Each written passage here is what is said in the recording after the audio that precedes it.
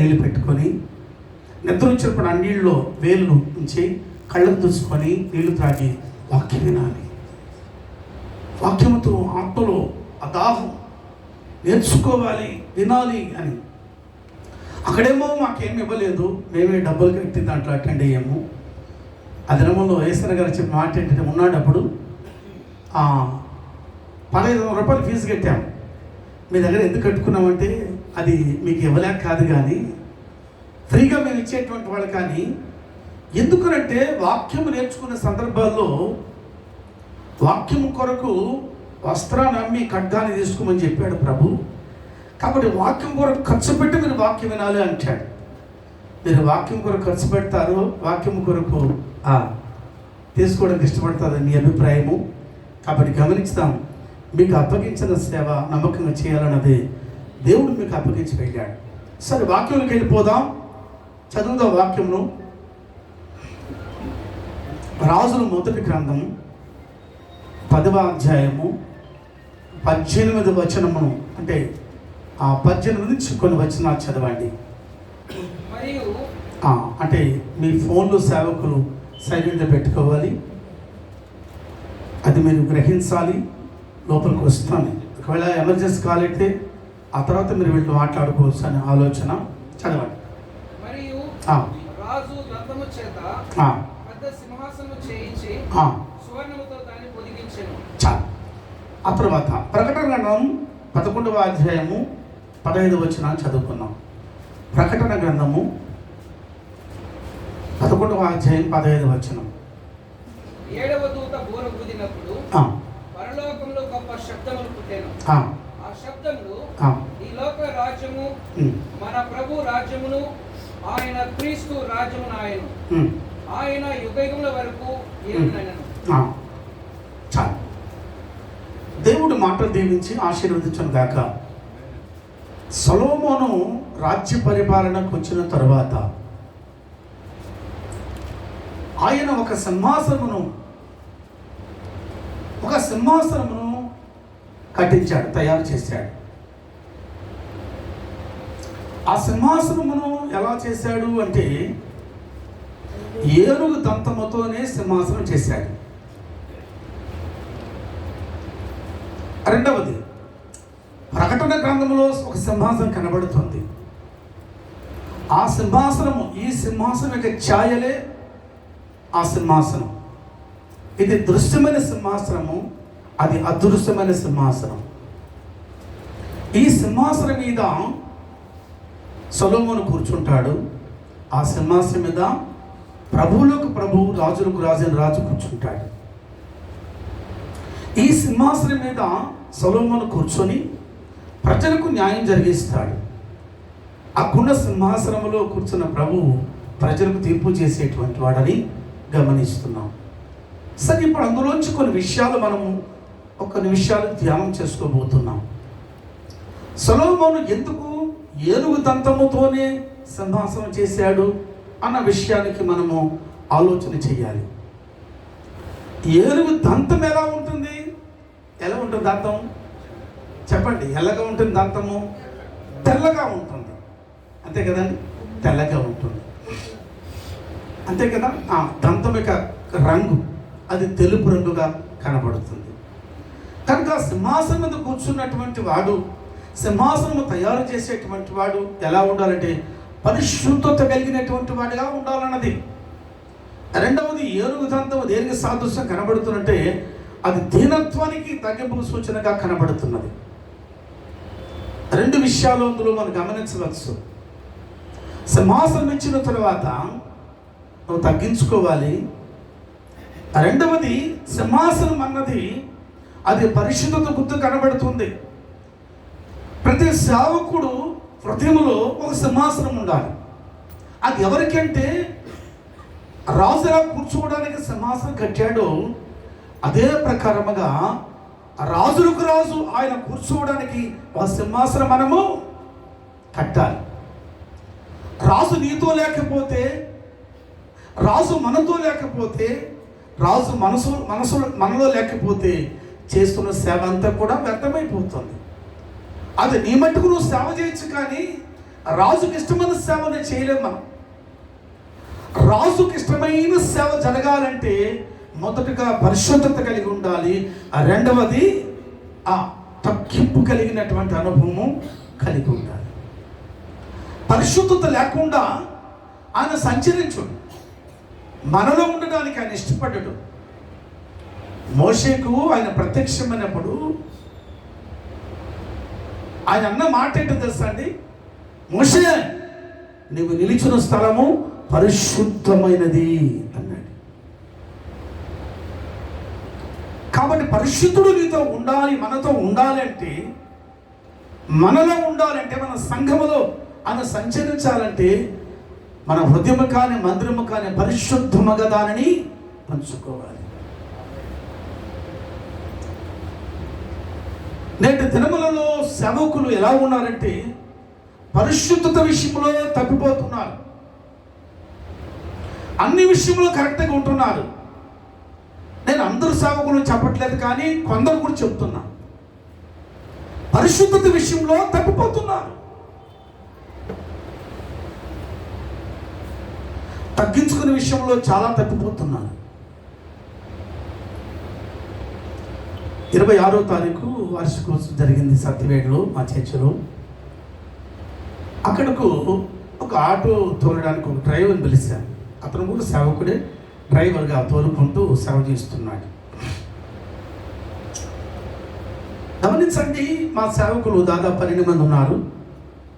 ఆయన కూడా సేవకుడు కదనే ఉద్దేశంతో ఆ కానుకలు పెట్టేటప్పుడు ఒక ప్రార్థన ఇచ్చాం. ఇస్తే ఆయన మైకులో ప్రార్థన చేయలేదు. ఆ తర్వాత భోజనం చేయలేదు, ఆటోలో కూర్చొనేసాడు. అతడు ఒకప్పుడు నా స్నేహితుడే, మేము కలిసి తిరిగినటువంటి వాడు. కానీ గమనించండి, నేను వెళ్ళి ఏం పౌల్ని భోజనం చేయలేదంటే, నువ్వు నన్ను గౌరవించలేదు, నాకు లాస్ట్లో ప్రార్థనిస్తావా, నేను ఒక సీనియర్ను కదా,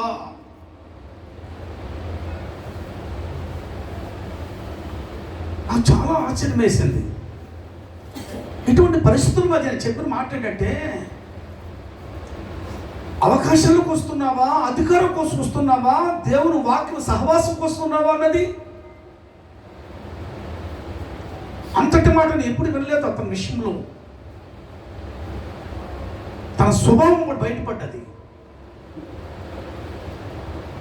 నేను చెప్పాను, మొదట మా సంఘంలో జూనియర్స్ చేస్తూ క్రమంగా సీనియర్స్ చివరిస్తా ఉంటా, నాకు మొదటి ఇవ్వాలి, ప్రార్థన ఒకటి, పాట ఒకటి అని ఇవ్వాలి. ఏమీ లేదంటే తగ్గింపు జీవితం లేదు. అందుకని తగ్గింపు లేనటువంటి పరిస్థితుల్లో ఉన్నాడు. కాబట్టి ఇప్పుడు దేవుడు ఎక్కడ నివాసం చేస్తాడు? కాబట్టి ఏనుగు దంతముతో సింహాసనము కట్టినటువంటి సొలొమోను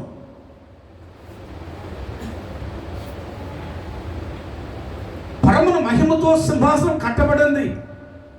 ఆ సింహాసనం దగ్గర మనం చేరుకోవాలి.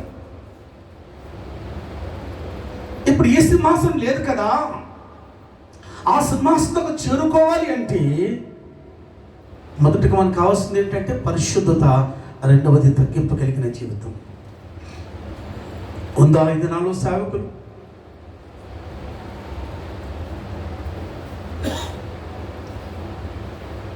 నాకు తెలిసిన ఒక దైవజనుడు ఉన్నాడు. అతను వాళ్ళ సంఘంలో సేవ చేస్తూ ఉన్నాడు. కానీ అతను ఎప్పుడు కూడా ఎక్కడ ఉంటాడంటే రెండేళ్ళ పనులు చేస్తాడు. ఒకటి బాత్రూమ్లు కడగడం, రెండు చెప్పులు స్టాండ్ దగ్గర ఉండడం. అతను అడుగుతాడు, అన్న ఎందుకన్నా ఇంతటి పని అంటే, లేదు నాకు అది నాకు ఇచ్చిన పని, అది తగ్గింపు సూచన. ప్రతి వారు హెచ్చుతనం కోరుకుంటారు, తగ్గించుకునే వాడు ఎవరు ఉన్నాడు? తగ్గించుకునే విషయం ప్రార్థన చేస్తాం. శతాధిపతి ఉన్నాడు, మరి అధికారి ఉన్నాడు, వాళ్ళు తగ్గించుకున్నారు, కొన్నేళ్ళు తగ్గించుకున్నాడు అని మనం చెప్పుకుంటూ పోతాము. కానీ బట్ మన అంతరంగంలో మాత్రం తగ్గింపును క్రియలో కనబడదు. వారు గౌరవమైపోతే ఆ తర్వాత వాళ్ళు రారు సేవకుల సదస్సుకి. వాళ్ళు ప్రత్యేక స్థానం ఇవ్వకపోతే ఎప్పుడు నువ్వు సింహాసనం చేరుతావు? గమనించండి. అందులోంచి కొన్ని విషయాలు మీకు నేను చెప్తాను, జాగ్రత్త మీరు చూసుకుందాం, ఆలోచించండి. మొదటిగా అది ఏనుగు దంతంతో చేయబడింది అన్న మాట చూస్తున్నాం. రెండవది, దాన్ని దేనితో పొదిగించారట? సువర్ణముతో పొదిగించారు. రెండవది పాయింట్ చెప్తున్నాం. సువర్ణముతో, సువర్ణం అంటే బంగారముతో పొదిగించారు. గమనించండి, లోపల ఉన్నటువంటి పరిశుద్ధత, లోపల ఉన్నటువంటి ఆ తగ్గింపు కనబడకుండా ఇప్పుడు బంగారం పొదిగించేశాడు. అంతరంగంలో ఉన్న పరిశుద్ధతను బయట కనబడనివ్వకుండా, అంతరంగంలో ఉన్నటువంటి తగ్గింపును బయట కనబడకుండా, కొంతమంది తగ్గింపును కూడా బయట చూపించుకుంటారు, పరిశుద్ధతను బయట చూపించుకుంటారు. ఎంత పరిశుద్ధుడునో, నేనంత తగ్గించుకున్నటువంటి వాడిని కనపరుచుకుంటాను. కాబట్టి ఇది కనబడకుండా దేన్ని అమర్చాడండి? సువర్ణం, బంగారంతో దాన్ని పొదిగించాడు. చదవడం ఒక మాట, రాజుల మొదటి గ్రంథము 6వ అధ్యాయం 22వ వచనాన్ని చూసుకుని ముందుకెళ్తాం. నాకు సమయం ఇచ్చిన ప్రకారం నేను ముగిస్తాను. ఏ భాగమును విడవకుండా మందిరమంతయు బంగారముతో పొదిగించింది. గమనించండి, ఆ మంచి మాట నాకు నచ్చింది. మందిరములో ఏ భాగమును విడవకుండా అంతటా బంగారముతో పొదిగించేశాడట. హల్లెలూయా. ఈ బంగారము దేని సాదృశ్యం అంటే అది పరిశుద్ధమైన విశ్వాసము సాదృశ్యము. విశ్వాసము సాదృశ్యం. విశ్వాసములో ఉన్నటువంటి ప్రతి సేవకుడు, విశ్వాసం మీద సేవ చేసే ప్రతి సేవకుడు ఎలా ఉండాలంటే అంతటా, మందిరం అంతటా ఏ భాగమును విడవకుండా ప్రతి భాగమును బంగారంతో పొదిగించేసాడు. ఇప్పుడు ఆలోచించండి, అన్ని విషయములలో విశ్వాసాన్ని పొదిగించుకోవాలి మనం. ఏ భాగాన్ని విడవకుండా, మన వ్యక్తిగత జీవితం కావచ్చు, సంఘములో కావచ్చు, కుటుంబంలో కావచ్చు, పిల్లల జీవితాలు కావచ్చు, ఏముండాలంటే అది విశ్వాసముతో పొదిగించేసి ఉండాలి వాడిని. పాస్టర్ గారు చెప్పారు, ఆ దైవజనుడు కుమార్ యొక్క ఆ వైఖరి చూసినప్పుడు నేను ఆశ్చర్యపడ్డానని చెప్పి. వాస్తవమే.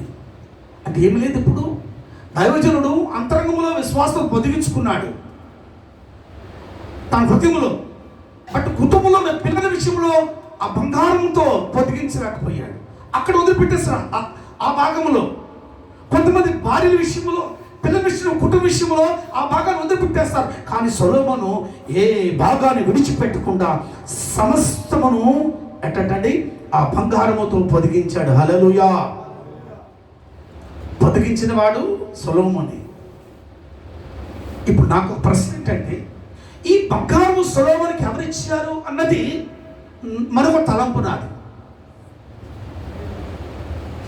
దావీదు మందిరం కట్టడానికి బంగారమును, వెలగల రాళ్ళను అన్నిటి సమకూర్చిన తర్వాత దేవుడు అంటాడు, నీవు మందిరము కట్టకూడదు, విస్తారముగా రక్తం ఒలికించావు కాబట్టి నీవు మందిరాన్ని కట్టకూడదు అని చెప్తూ ఒక 3 విషయాలు ప్రస్తావన చేసి, ఒక్కొక్క విషయాల్లో నీ నడుమును పుట్టిన నీ కుమారుడు అన్న మాట చెప్పాడు. నడుమును పుట్టిన కుమారుడు, నడుములు ఎట్టు పుడతాడండి కుమారుడు? నేను కొన్ని విషయాలు మీకు చెప్తున్నాను, మీకు బైబిల్ చదివే సందర్భాలు మీకు గుర్తొస్తాయి కాబట్టి. నడుమును పుట్టిన కుమారుడు అంటే ఏంటంటే, ఒక స్త్రీ నడుము బలముతో గర్భాన్ని మోస్తుంది, ఒక పురుషుడు నడుబలముతో సంతానోత్పత్తిని చేస్తాడు, ఒక సైనికుడు నడుబలముతో ప్రయాణం చేస్తాడు. ఏలియాతో నడుము కట్టుకొని బయలుదేరు అన్నాడు కదా. నడుము బలము చాలా ప్రాముఖ్యం. అందుకే నడుముకు మీద స్త్రీని చూసి ఆయన చేయి పట్టుకొని అమ్మా నీ బలహీనత విడుదల పొంది ఉన్నామన్నాడు. నడుము బలహీనత కలిగినటువంటి వారు భారాన్ని కూడా మోయలేదు, యుద్ధము చేయలేదు. నడుమును కట్టిన నడికట్టు వలె అది బిగించి కొడతారు యుద్ధానికి వెళ్ళేటువంటి వాళ్ళు. యాజకుడు కూడా గమనించండి, శ్రేష్టమైన వాక్యులకు వెళుతున్నాం. మీ మనసులో అటు ఇటు వెళ్లకుండా మాటల మీదకి వెళ్తాం, దేవుని మాటల మీదకు. కాబట్టి నీ నడుమును పుట్టిన కుమారుడు మందిరాన్ని కడతాడంటూ కొంత బంగారం సమకూర్చి పెట్టాడే. ఈ బంగారముతోనే, ఏ బంగారముతో? ఆ దావీదు ఇచ్చిన బంగారముతోనే ఆ తర్వాత కానుకలు వచ్చాయి. కొంతమంది శాపదేశురాన్ని కొంతమంది ఇచ్చారు, అది తర్వాత విషయం. ఏంటంటే వచ్చేది బంగారం, ఆ తర్వాత విషయం అండి. దావీదు ఇచ్చిన బంగారముతోనే ఇప్పుడు సొలొమోను ఏ భాగాన్ని విడిచిపెట్టకుండా అంతటిని బంగారంతో పొదిగించేశాడు.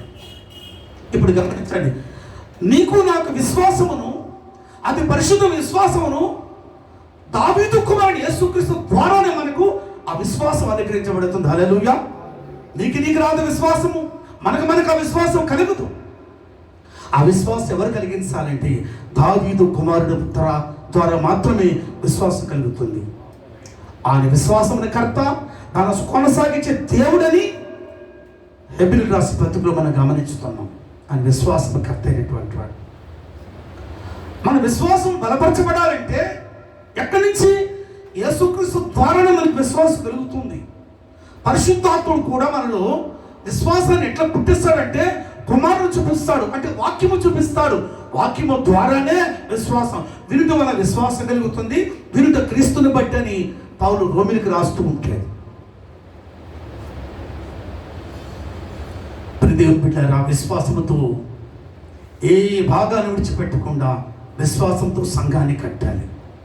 ఒక మాట చెప్తాను, అయ్యో నేను ఎంతో విశ్వాసంతో ఉన్నాను, ఈ సంఘాన్ని కడుతున్నాం, కానీ సంఘం వృద్ధి చెందట్లేదని ఒకళ్ళు ఆలోచించవచ్చు.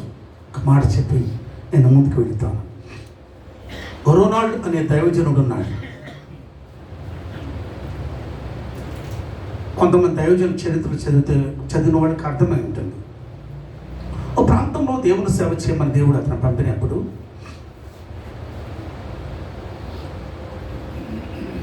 అతను మందిరం ప్రారంభించాడు, విశ్వాసాన్ని బట్టి కట్టాడు.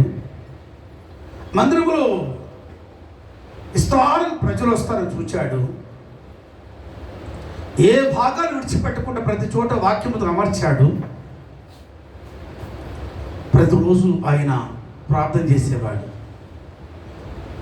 ఇప్పుడు మనము ప్రార్థన చేసుకుందాం. ఎవరు? ఆయన ఒక్కడే ప్రార్థన చేస్తాడు. ఇప్పుడు మనం పాటలు పాడుకుందాం, ఆయన ఒక్కడే పాటలు పాడతాడు. ఇప్పుడు మనం ఆరాధన చేసుకుందాం అని అతను ఒక్కడే ఆరాధన చేస్తాడు.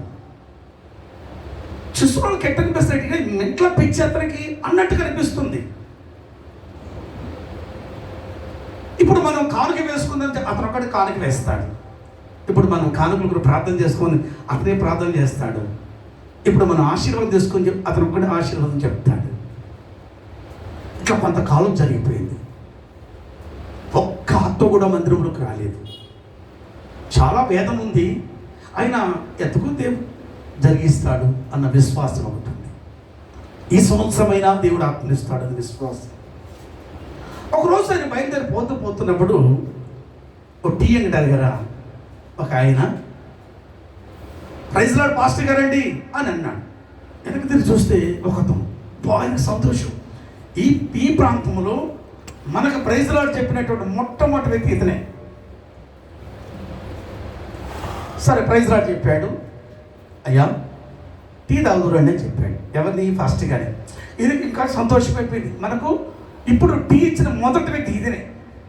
ఓ మంచినీళ్ళు గ్లాసు మంచినీళ్ళు పిలిచి మంచినీళ్ళు ఒక గ్లాసు చన్నీళ్ళు ఇవ్వనటువంటి ఈ ప్రాంతములో ఒక టీ ఇస్తున్నాడంటే ఎంత మంచిది. అవును, వెళ్ళి టీ తాగాడు హ్యాపీగా. Thank you brother, praise lord అని చెప్పి పాస్టర్ గారు బయలుదేరి చర్చిలోకి వెళ్ళాడు. తలిపేసుకున్నాడు. ఆయన దేవునితో గడుపుతున్నాడు.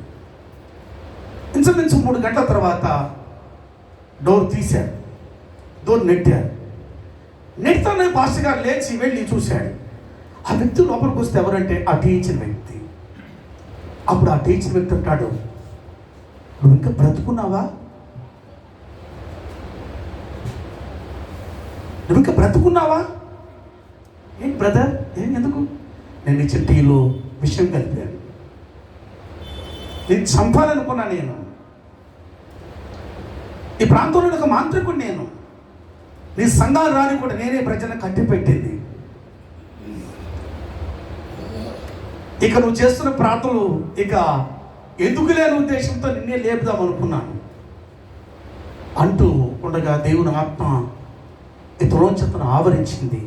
గొప్ప కూలి అని పాదాలు పట్టుకొని, అయ్యా, ఇంతగా బలమగలిగిన దేవుణ్ణి, ప్రాణరక్షణ కలిగించే దేవుణ్ణి, పాపములు క్షమించే దేవుణ్ణి, నా పాపాలు క్షమిస్తాడు ఆయన అని బోర్ల పడి పాదాలు పట్టుకున్నప్పుడు లేపి, నా దేవుడు విషయం విరిచేసేటువంటి వాడు అని గమనించండి.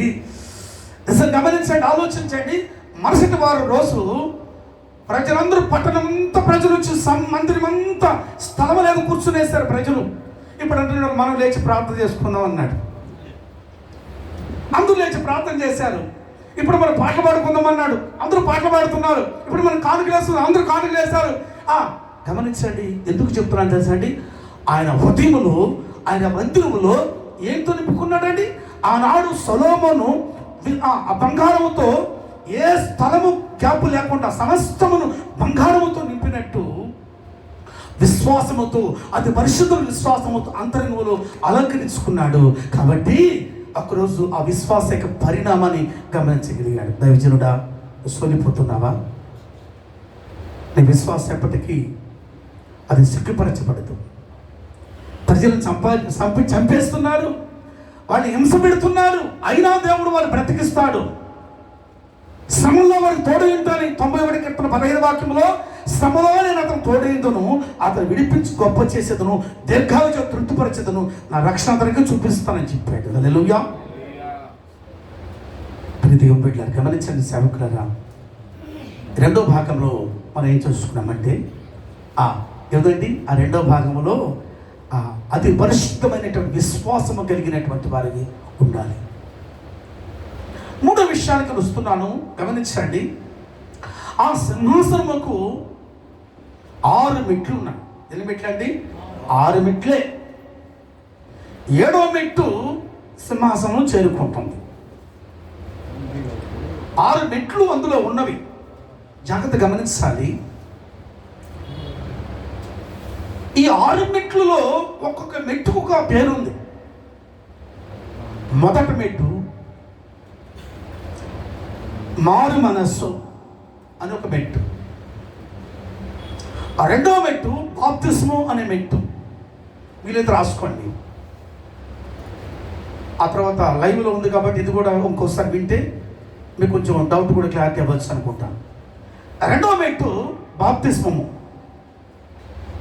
మారు మనసు లేకుండా కొంతమంది బాప్తిస్మము ఇవ్వడం, తీసుకోవడం జరుగుతుంది. మారు మనసు అంటే ఏంటి? మనసు మారడం.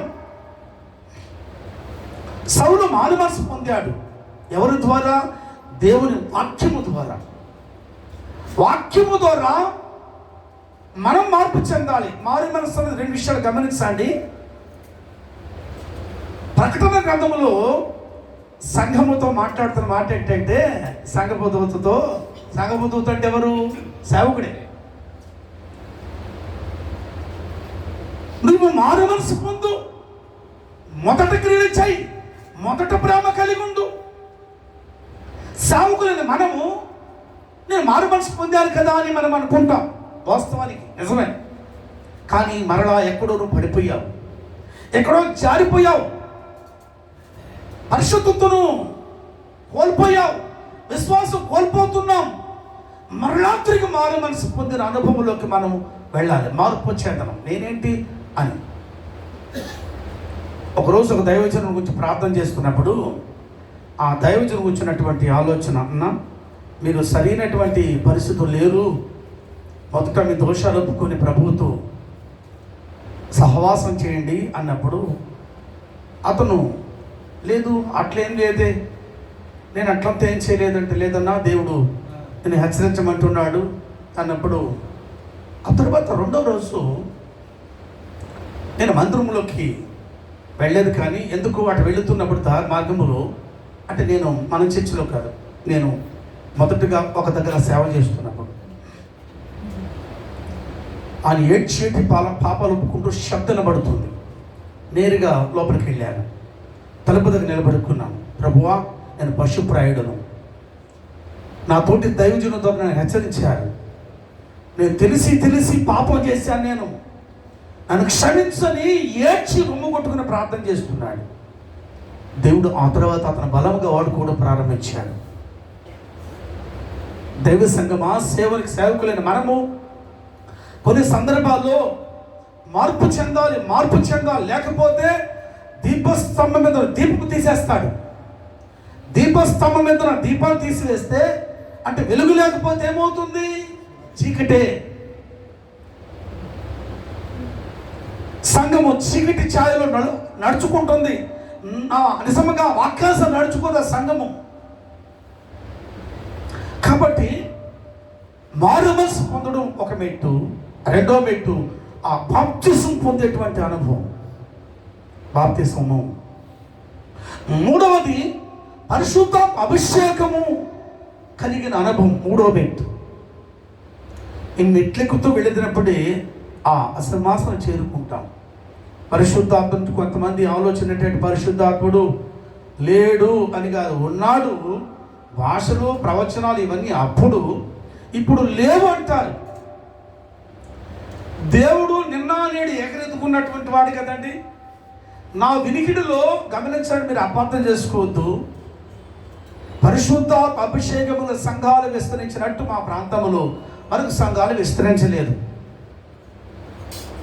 దాన్ని చూసిన ప్రజలు కూడా ఈ పరిశుద్ధాత్మ అనుభవంలోకి వచ్చేస్తున్నారు. పరిశుద్ధాత్మ ఉన్నాడు, పరిశుద్ధాత్మ అభిషేకం ఉన్నది, పరిశుద్ధాత్మ దేవుడు నడిపించబడాలి. భాష మాట్లాడము తనకు ప్రయోజనం కలిగించుకుంటున్నాడు, ప్రవచించేవాడు సంఘానికి ప్రయోజనం కలిగిస్తున్నాడు అని చెప్పి ఇప్పుడు ప్రజలు పరిశుద్ధాత్మ అనుభవంలోకి మారిపోతున్నారు. పరిశుద్ధాత్ముడు లేకుండా మన సంఘాలు కట్టలేము. మీకు ఒక ముందు మాట చెప్పాను నేను. సంఘాన్ని సేవకులకు అప్పగించి వచ్చావే, అబద్ధం వారికి నేను విడిచి పారిపోయేటువంటి పిరికి వారికి అప్పగించి వెళ్ళావే, నేను వారికి నా ఆత్మ నుంచి పెట్టాను. ఆత్మదేవుడు నడిపిస్తాడు, మరొక అవకాశం లేదు, మరొక సోర్స్ లేవు, వారే సంఘాన్ని కడుతారు. కాబట్టి పరిశుద్ధాత్మ అభిషేకమును మనం కలిగి జీవించాలి. హోసన మంది జాన్వెస్లీ గారు ఉన్నారు కదా, ఆమెకి అందరికీ పరిచయమే. నేను గుంటూరులో ఉన్నప్పుడు ఆయన చెప్పిన సాక్ష్యం ఏంటంటే, ఆయన మొదటి యవనస్తులుగా సేవకు వచ్చినప్పుడు అతను అందరూ పరిశుద్ధాత్మ అభిషేకం పొందుకొని కొనసాగి వెళ్ళిపోతున్నారట. కానీ ఇతర మాత్రం పరిశుద్ధాత్మ అభిషేకం పొందుకోలేదు. సేవకుని అప్పగించేసింది ఆమె, వాళ్ళ తల్లి. వాళ్ళు చెప్పిన మాట ఏంటంటే,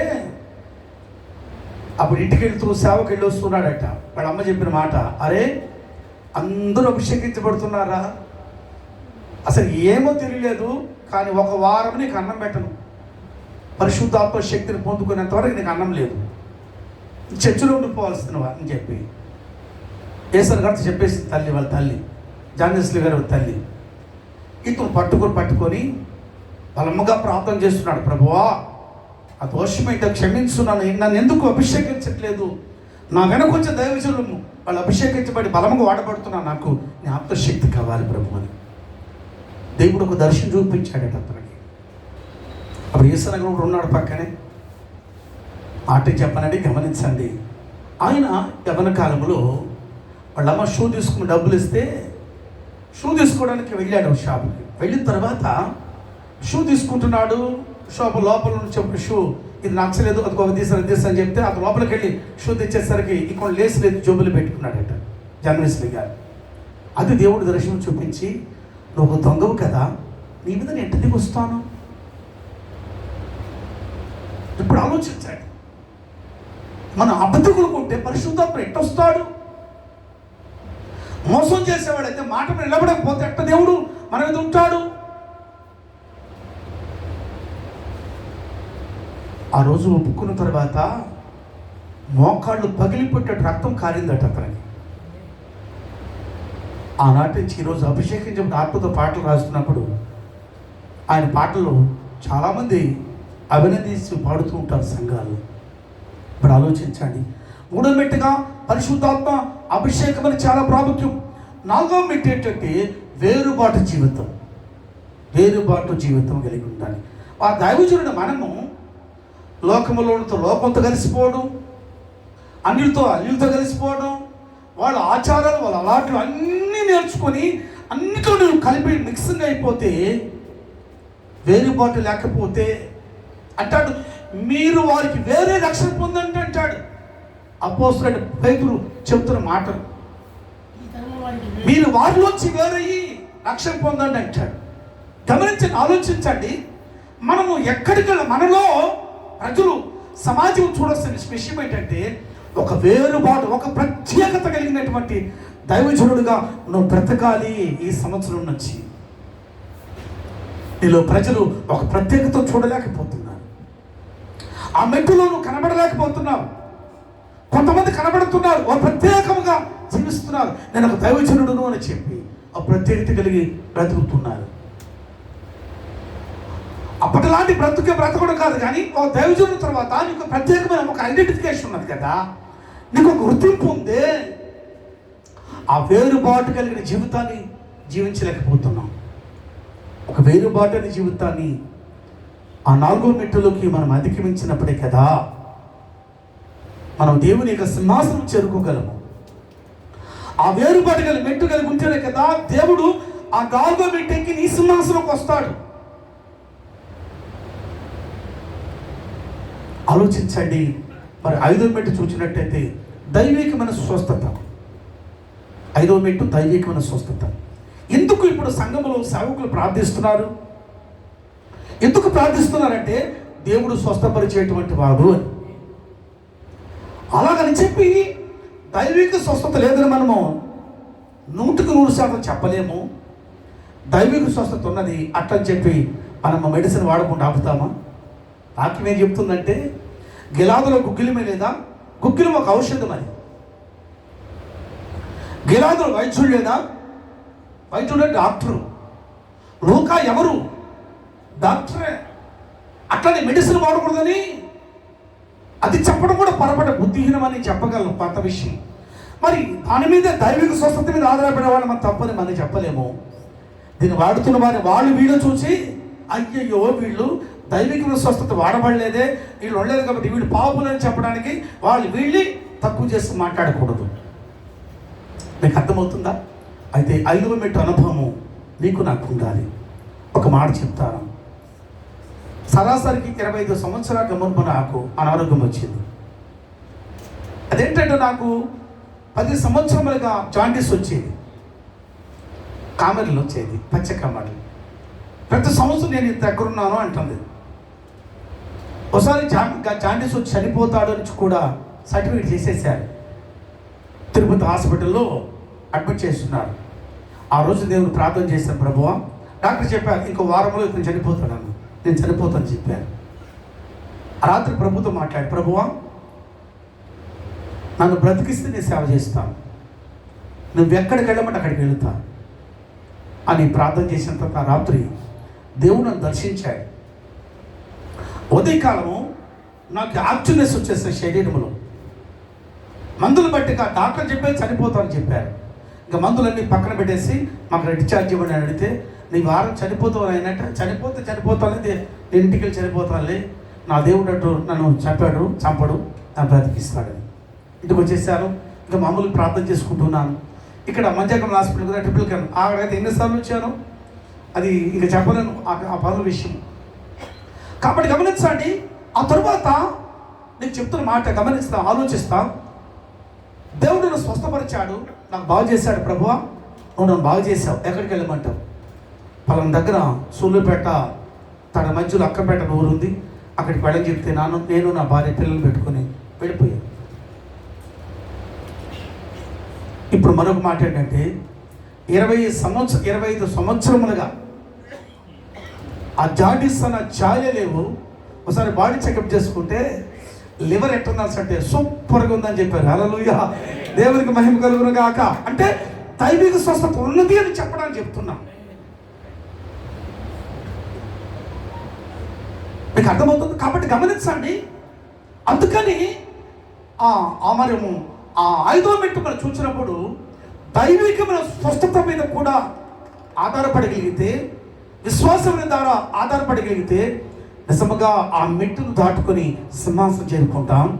దైవిక స్వస్థత కలిగించే దేవుడు కూడా ఆ మెట్టును దాటుకొని మళ్ళా నీలో ఉన్న సింహాసనానికి ఎక్కడానికి వస్తాడు. ఇక 6వ మెట్టు మనం చూసినట్టయితే సంపూర్ణమైనటువంటి పరిస్థితి, సంపూర్ణ సిద్ధి అంటే మన ముగింపు అని అర్థం. ముగింపులోకి వస్తున్నాం. ఆ సంపూర్ణమైనటువంటి స్థితిని మనం ఎప్పుడు సంపూర్ణమవుతాం? ఈ లోకంలో ఉన్న ప్రతి మానవుడు, ఏ సావుకుడైనా కూడా సంపూర్ణుడు పరిపూర్ణుడు కాలేడు. పరిపూర్ణుడు అయ్యాడు అంటే ప్రభువా నన్ను క్షమించని ప్రభువుని అడగడు కదా. ప్రభువును క్షమించమని అడుగుతున్నాడు, పరిపూర్ణుడు కాడు అని అందుకు అర్థం కదా. సంపూర్ణ పరిపూర్ణత కలిగిన వాడు ప్రభు ఒక్కడే. ఆ మెట్టు తీసుకొని ఇప్పుడు ఎక్కడికి వెళ్తున్నారు అంటే ఆ సింహాసనకు చేరుతున్నారు. ఇప్పుడు అక్కడి నుంచి మరొక విషయాలు చెప్తాను. ఈ సింహాసనం ఎక్కేటప్పుడు 2 ఊతలు ఉంటాయి. ఊత అంటే నిలబడి ఉండేటువంటి 2 ఊతలు ఎంట్రన్స్లో. స్తంభములు, ఊతలు అంటే స్తంభములు. ముసలోళ్ళు ఊతను పట్టుకొని నడుస్తారు. అది బలాన్ని ఇచ్చేది. కనుక ఈ మెట్ల మీద ఎక్కక మొదట ఏం కనబడుతుందంటే ఆ ఊతలు కనబడతాయి. ఆ ఊతలు పట్టుకొని మెట్టు నెక్కుతారు. ఈ ఊతల దగ్గర ఏమి కనబడుతుందంటే ఇటువైపు ఒక సింహము, అటువైపు ఒక సింహం కనబడుతుంది. ఆ తర్వాత 6 మెట్ల మధ్య అటువైపు ఇటువైపు సింహము, 6 12 సింహాలు ఉంటాయి. అంటే 14 సింహములు. ఎందుకో గమనించండి. సింహము ఎలా ఉంటుందండి? అది చాలా ధైర్యము కలిగినది. దాని ఆహారం ఏంటి చెప్పండి? ఆహారం ఏంటి? రక్తము మాంసమే. రక్తం మాంసం ఆ 2 దాని ఆహారం. ఈ 3 విషయాలు గమనించాలి. ఇప్పుడు ఆలోచించుదాం. దైవజనులు మన కొన్ని సందర్భాల్లో చాలా భయము, బలహీనత ఏర్పడుతుంటుంది. మన సింహాసనం ఎక్కే సందర్భాల్లో దేన్ని చూస్తే ఎక్కాలి? ఇప్పుడు మనము సింహాసనం చూస్తూ ఎక్కుతాం. బట్ నీ కుడివైపు ఎడవైపు ఏం కనబడుతున్నాయి? చేతులు పెట్టే ప్రతి సందర్భాల్లో సింహం కనబడుతుంది. నీతిమంతుడు సింహములే ధైర్యముగా ఉండును. హల్లెలూయా. దైవజనుడా, నువ్వు ధైర్యముగా ఈ సంవత్సరం సేవ జరిగించాలి. అడుగడుగున మారు మనసు పొందినప్పుడు సింహమే, బాప్తిసం పొందినప్పుడు సింహమే, పరిశుద్ధాత్మ శక్తి పొందుకున్నప్పుడు సింహమే, వేరుబాటు కలిగి ఉన్నప్పుడు కూడా సింహం కూడా వేరుబాటు కలిగే ఉంటుంది. దైవిక స్వస్థత కలిగినది సింహమే. సంపూర్ణంగా ఆ సిద్ధి కలిగించిన తరువాత, కాబట్టి ప్రియ దేవుని సేవకులారా, మనం ఎవరికి తెలుసా అండి? యూదా స్తుతి గోత్రం సింహం అనే దేవుని బిడ్డల గట్టిగా చెప్పబోటి దేవునికి మహిమ చెల్లిస్తాం. దేవునికి మహిమ కలుగును గాక. ఆయన సింహము, మనం కొదమ సింహములాగా సేవ చేయాలి. మరొక మాట చెప్పునా, సేవ చేయడానికి మనకు శరీరము సహకరించాలి అన్నది మనం చెప్తాం. వాస్తవమే, కాదని చెప్పలేదు.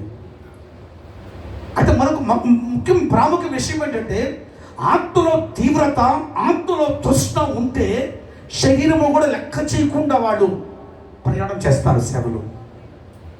ఒక దైవజనుడు నాకు చెప్పిన సలహా ఏంటంటే, దైవజనుడి దగ్గర వెళ్ళినప్పుడు, దైవజనుడా, ఈ సంఘానికి మొదట ఎంతమంది వచ్చేవాళ్ళు అన్నాడు.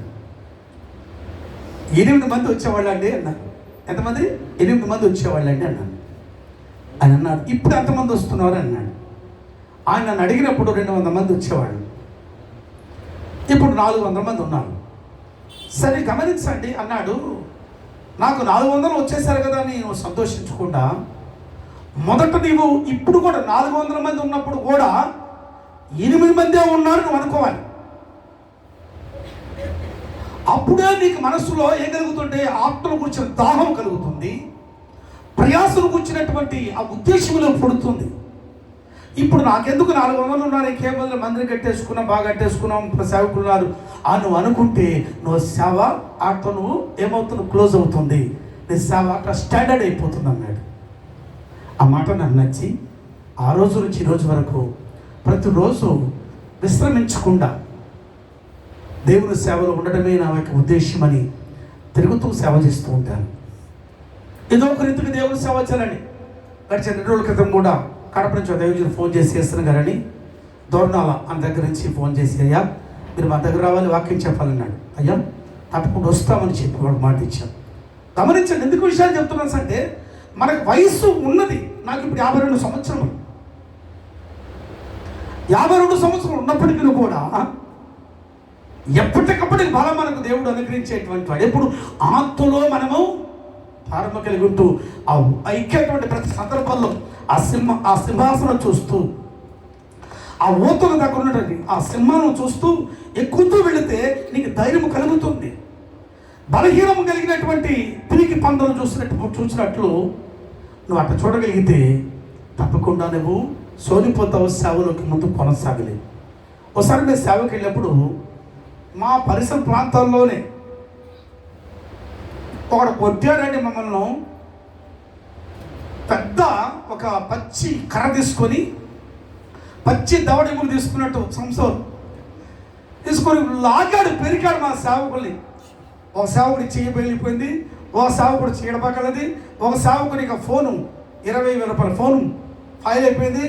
మా దగ్గర ఉన్నటువంటి వాళ్ళు మంచి మంచి కిరాతకుడు వీళ్ళు, వాళ్ళ సేవకులైన వాళ్ళు, వీళ్ళు ఉమ్మంటే పోయి వాళ్ళు కొట్టేస్తారు ఇప్పుడు. కానీ మనము ఇప్పుడు వచ్చింది కొట్టడానికి కోసం కాదు, తిరుగుబాటు చేయడం కోసం కాదు. మరొక విషయం ఏంటంటే ఆశ్చర్యం, పక్కన ఉన్న వాళ్ళు చెప్తారు, అయ్యా మా ఊర్లో ఒక నెమ్మదస్తుడు అంటే ఆయనే, ఇంతవరకు ఒక్కరి మీద గొడవ చేయలేదు, ఆ మనిషి ఎందుకు చేశాడో మాకు ఇంతవరకు అర్థం కాలేదు అన్నారు ఊరోడు. సరే దెబ్బలు తిన్నాము, అన్నీ మూట కట్టేసాము. అక్కడ మా ఊరు ఒక ఆమె ఉంది. ఆమె కొత్తగా వచ్చి ఎవరు మీరు కొట్టింది, అమ్మా ఎవరు కొట్టలేదు, ఏం కాదు మీ ఇంటికి వస్తాము, మీ ఇంట్లో కొంచెం స్థలం ఇవ్వండి, కొంచెం ప్రార్థన చేస్తాము. మా ఇంట్లోకి అయింది సమస్త మీద పదా అని చెప్పి ఇంటి మీద మెద్ది మీద పెట్టి ఇచ్చేసింది ప్రార్థన. బ్రహ్మాండంగా వాక్యం చెప్పేశాం. ఆ మనిషి 3 ఇళ్ళే గమ్మన కూర్చున్నాడు. ఎందుకంటే ఇంక ఇంట్లో రాలేడు, ఏం చేయలేడు. గమనించండి, ఆ దెబ్బల కన్నా కూడా అపోస్తలుడైన పౌలు సువార్త వచ్చేసాడు కదా, అది నాకు గుర్తొచ్చింది. హల్లెలూయా. ఇప్పుడు గమనించండి, అదే ప్రాంతం నుంచి 2 కుటుంబాలు మందిరానికి వస్తున్నాడు. హల్లెలూయా. గమనించండి, ఎందుకు విషయాలు చెప్తున్నాను అంటే మనం వారి మీద చూసి తిరిగి పందులకు భయపడే అవసరం మనకి ఎందుకండి? మనకెందుకు భయము? మనం చేస్తున్న దేవుని సేవ. సింహాన్ని చూస్తూ ఎక్కండి, సింహాసనం చూస్తూ ఎక్కండి. సింహాసనం ఎవరున్నారు? ఇప్పుడు మరొక మాట ఏంటంటే, ఆ స్టెఫను రాళ్ళతో కొట్టి చంపుతున్నప్పుడు ఆయన ఎవరు చూచాడు? కొట్టేవాడిని చూడలేదు, కానీ ఆయన ఒక్కసారిగా తేరి చూచినప్పుడు ఆయన సింహాసనం కూర్చున్నటువంటి ఆ ప్రభువును కళ్ళారా చూస్తున్నాం. గట్టి చదువు పంపిస్తాం. దేవునికి మహిమ కలుగును గాక. అంటే ప్రజలు చూసినప్పుడు భయం కలిగి ఉంటుంది. ప్రజలు చూసినప్పుడు వీళ్ళు అధైర్యపరిచి ఉంటారు. కానీ ప్రభువును చూస్తుండగా నాకంటే ముందు దెబ్బలు తిన్నాడు, నాకంటే ముందు గాయపరచబడ్డాడు. ఆయన గాయాలు చూస్తుండగా స్టెఫను, ప్రభువా వీరి పాపాన్ని క్షమించు, వీరి పాపం ఈ మీద మోపకని చెప్పి క్షమిస్తూ ప్రభు చెప్పిన మాటలే. అంటే ప్రభువు చూచాడు కాబట్టి ప్రభువు చెప్పిన మాటలే పలుకుతూ మరణించాడు. హల్లెలూయా. ప్రభువును చూడకుండా ఆలయాన్ని చూస్తుంటే ఏమంటుందండి? ఏమంటే శపించుంటాడు, ద్వేషించుంటాడు. ఆ తర్వాత హతసాక్షి జాబితాలో అతను చేరేవాడు కాదు కదా. మరొక మాట మీకు చెప్తున్నాను. స్టెఫను కొడుతున్నప్పుడు కొట్టేటువంటి వారి బట్టలు కావాలన్నాడు ఒకడు. ఎవరు చెప్పండి? సౌలు. కానీ ఇప్పుడు అప్పుడే అంటే స్టెఫను యొక్క మరణము, స్టెఫను యొక్క ఆ చివరి ముగింపు యొక్క మరణము ఒక విత్తనం ప్రారంభించబడ్డది. హల్లెలూయా. స్టెఫను కంటే బలమైన శ్రమ చేశాడు. కారణం ఏంటంటే మన ముగింపులో కూడా మన ద్వారా ఒక విత్తనం ప్రారంభించబడుతుంది. మీకు మాట చెప్పనా? మన ముగింపులోనే దేవుని ప్రారంభం ఒకటి ఉంటుంది. మనం ముగింపు అనుకుంటాం, కానీ దేవుడు ప్రారంభిస్తాడు. జకరియా ముగింపు అనుకున్నాడు, ఆయన ముగింపులో దేవుడు ప్రారంభించాడు. బాప్తిస్మ యోహాన్ని ఇచ్చాడు కదా. ఈయనేమో దేవాలయంలో సేవ చేస్తే, ఆయనేమో ప్రజల మధ్యకి వెళ్ళి సేవ చేసి అరణ్యంలో నివాసం చేసి వచ్చి సేవ జరిగించాడు. ఇప్పుడు ఆలోచించండి ప్రియమైన దేవుని సేవకులారా, మనం ఎక్కుతూ ఉన్నప్పుడు సింహాసనం చూస్తూ, సింహాసనం కూర్చున్న దేవుడు చూస్తూ, సింహాసనం కూర్చున్న దేవుడు ఆయన ఎలా కూర్చునేశాడు? ఊరకే మీద కూర్చున్నాడు కదా, ఆయన కూడా మెట్లెక్కి కూర్చున్నాడు, అన్ని శ్రమలు పొందని కూర్చున్నాడు కదా. కాబట్టి ఆ సింహాసనం చూస్తూ, సింహాసన ప్రభువు చూస్తూ, ఆ అయ్యి వైపు ఉన్నాడు ఆ సింహములను గమనిస్తూ, ఒక కొదమ సింహం లాంటి వాడు. ఈ చెన్నై ప్రాంతంలో ఈ సంవత్సరం ఒక కొదమ సింహంలాగా విజృంభిస్తూ దేవుని పనిని కొనసాగించాలనేది దేవుని కోరిక. అయితే మరొక మాట చెప్పన, ఆ సింహాసనం ఎక్కిన తర్వాత ఆ సింహాసనం ఎలా ఉందో చెప్పనా మీకు? ఆ సింహాసనం ఎలా ఉందంటే, ఆ సింహాసనము గుండ్రముగా ఉంది అన్నమాట చూస్తున్నాం. సింహాసనం పైన వెనక ఎట్టుందట? గుండ్రముగా. ఆ అధ్యాయం చదివితే మీకు అర్థమవుతుంది. నేను రెఫరెన్స్ చూపిస్తే చాలా ఆలస్యం అవుతుంది ఉద్దేశంతో రెఫరెన్స్ చెప్పలేదు.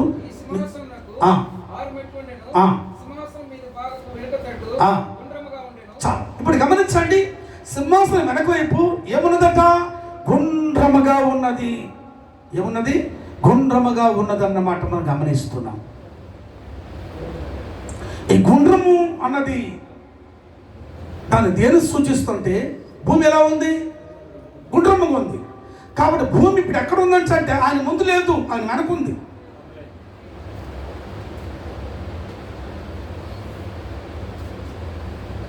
కాబట్టి ఆ భూమి మీద సర్వాధికారం కలిగిన వాడు ఉన్నాడు. దాన్ని కూర్చున్నవాడు ఎవడని? సర్వాధికారం కలిగినటువంటి వాడు. నాకు భూమి మీద సర్వాధికారం ఉన్నది అని ప్రభువు చెప్పాడు సమాధి గురించి లేచిన తర్వాత. కాబట్టి ఈ విషయాలు మీకు వీలైతే కొన్ని రెఫరెన్స్ చెప్తాను, టకటకని హోప్ చేసుకుని తర్వాత నేను ముగిస్తున్నాను. చదవండి వాక్యం మీరు రాసుకోండి చాలు రెఫరెన్స్ను. మొదటిగా రెఫరెన్స్ చెప్తున్నాను. తగ్గింపునకు ఫిలిప్పీల ఆసుపత్రి 2వ అధ్యాయం 5వ వచనం రాసుకోండి రెఫరెన్సు. ఆ తగ్గింపును సూచనగా కనబడుతున్న రెఫరెన్స్ చెప్తున్నాను. ఫిలిప్పీల ఆసుపత్రిక 2వ అధ్యాయం 5వ వచనం, హెబ్రీయుల ఆసుపత్రిక 5వ అధ్యాయం 8వ వచనం,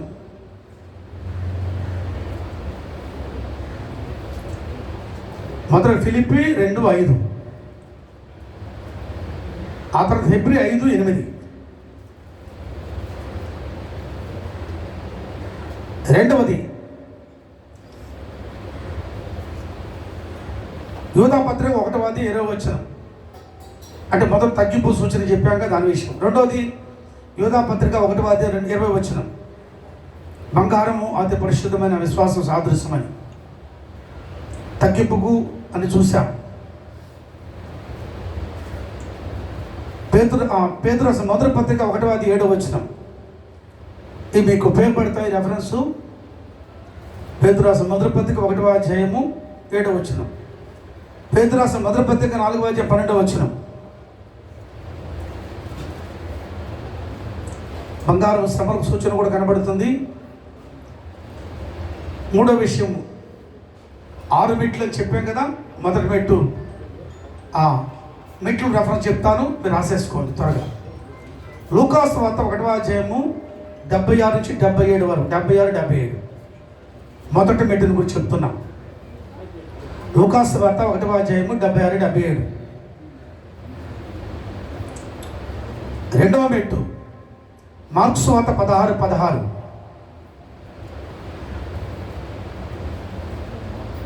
మార్క్సు వార్త 16, 16.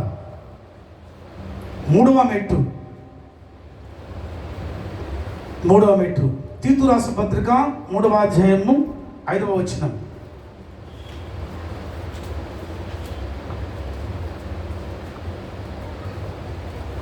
నాలుగవ మెట్టు వేరుపాటు జీవితం గురించి చెప్తున్నా. అపోస్తల కార్యములు 2వ అధ్యాయం 40వ వచనం.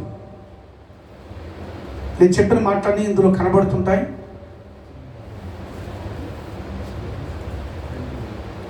ఐదవ మెట్టు దైవిక స్వస్థత యాకోబు రాసిన పత్రిక 5వ అధ్యాయం 14-15 వచనములు.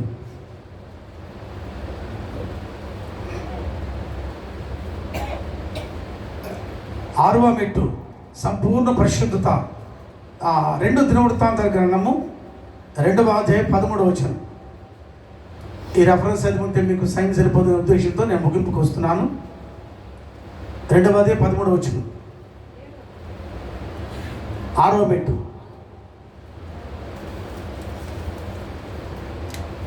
కాబట్టి నా ప్రియమైన దేవుని బిడ్డలారా, సేవకులారా, ఆలోచించండి. మనం ధ్యానించిన ప్రతి మాటను, తీసుకున్న ప్రతి హెచ్చరికను ఒకసారి గమనంలో తీసుకుని ప్రభుకు అప్పగించుకుందాం, ప్రార్థన చేసుకుందాం. దేవుడి మాటలు దీవించి ఆశీర్వదించను గాక. ఆమేన్.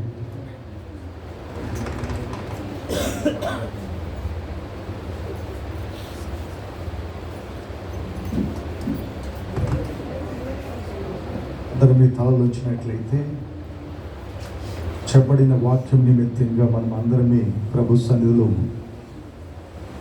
ఒక మంచి తీర్మానం గలవారు,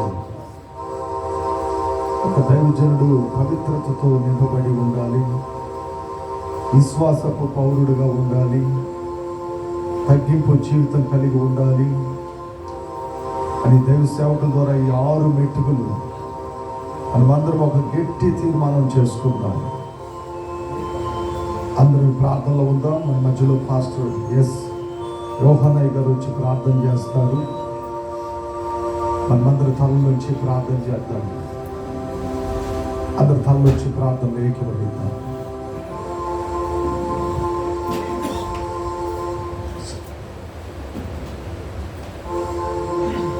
అందరం కళ్ళు మూసుకొని ప్రార్థన చేసుకుందాం.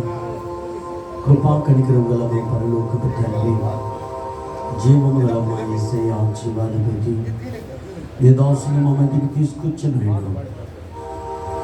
మమ్మలను సంచేయుటకు, మా జీవితంలో బలపరచుటకు, ప్రభా నీ సింహాసనం ఎదుట నిలబడుటకు, ప్రభా 7 విధమైన కార్యములు మీరు బయలుపరిచిన విధానం బట్టి మీకు వందనాలు, స్తోత్రాలు. ప్రభా ఈ 7 మెట్టులో మేము జీవించి 7 మెట్టులు మా జీవితాల్లో ఆనందించుకొని ప్రభా మేమందరము మా యొక్క సేవలో బలాభివృద్ధి పొంది ఆశీర్వదించబడి అనేకులకు ఆశీర్వదకరంగా ఉండలాగా మీ కృపను మాకు దయచేయండి.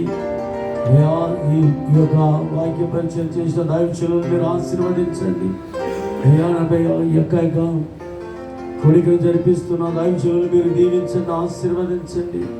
వచ్చిన ప్రతి బిడ్డలను మీరు దీవించండి, ప్రతి దైవజనులను దీవించండి, వారి సంఘములను ఆశీర్వదించండి. 7 విధమైన కార్యక్రమం మా హృదయంలో ఉంచుకొని మంచి నేలలో పడిన విత్తనమలే ఫలించి అభివృద్ధి పొందే కృపను దయచేయండి. యేసు నామమున ప్రార్థిస్తున్నాము తండ్రి. మన మధ్యలో ఒక పాట పాడుతుండగా కానుకలు తీయబడుతుంది. శాంతిగా మన మధ్యలో ఉంటున్న బ్రదర్ మోసెస్ గారు అందరూ పాట పాడి కర్తర్ నామమున మహిమ పడుతున్నారు.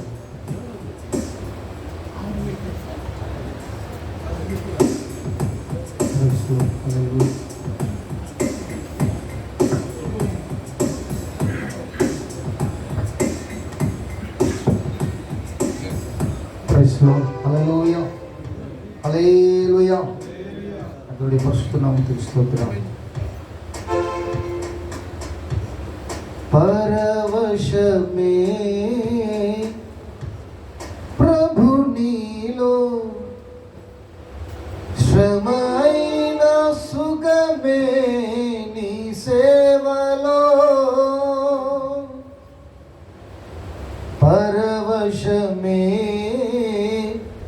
ప్రభు నీలో, శ్రమైన సుఖమే నీ సేవలో. చెరసాలైన స్తుతి గానమే, పగవారి